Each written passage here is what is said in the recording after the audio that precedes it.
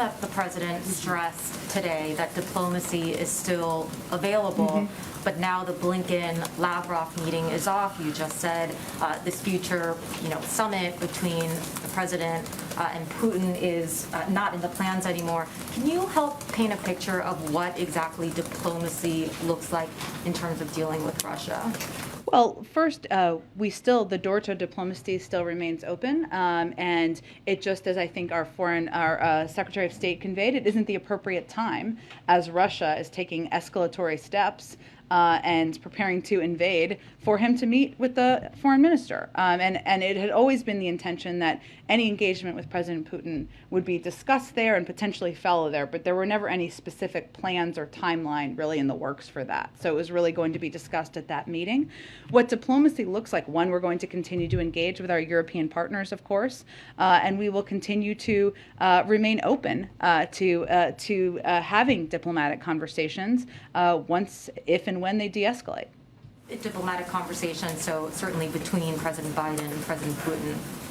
Well, of course, that remains an option. And as we said, I think over the course of the last few days, he's always going to be open to having leader-to-leader conversations. But this isn't the time to do it and we said this at the time as well, when President Putin is overseeing the invasion of a sovereign country. And just quickly, what is the U.S. assessment right now of Russian invasion into Kyiv?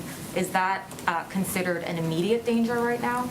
It is considered, I'm not going to give you a timeline, but it's considered a real possibility, yes. Go ahead. Thanks. For weeks, Jake Sullivan and other top officials have said that the administration, the White House, has learned the lessons of 2014, and you will in sanctions, you will start high and stay high rather than gradually escalate. As you talk about the chunks and different tranches, it seems you're doing the opposite. Why is that the approach that you're taking? Not true, actually. We actually didn't sanction these type of financial institutions back in 2014, and it took several weeks to sanction these type of institutions. But more in terms of the theory of the case, that instead of doing it in pieces where you start and then continue to add on, the lessons that Jake and others have signaled was that you start high and stay high instead of doing it more piecemeal. Well, that's exactly what we're doing. So the announcement that was made today about these financial institutions is more significant than what was done in 2014. And we would only build further from here. So that is starting high and staying high. Go ahead. What Russian actions would trigger the fullest extent of U.S. sanctions? I'm just not going to detail what exact reaction will be to each action. Obviously, we have a range of options at our disposal. They're all remain on the table, and our preference is, of course, de-escalation, not instituting more sanctions.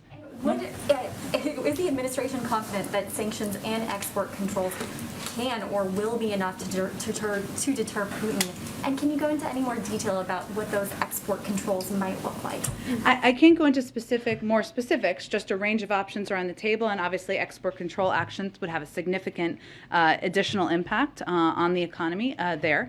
In terms of, tell me your first part of your question again? Yeah, just is the administration confident that sanctions and export controls can deter Putin? Are they enough? Part of what sanctions are is they're intended to be a deterrent, but they are also intended to have a squeezing significant impact on the economy that is felt over a sustainable period of time that makes it more difficult to continue those behaviors and those actions.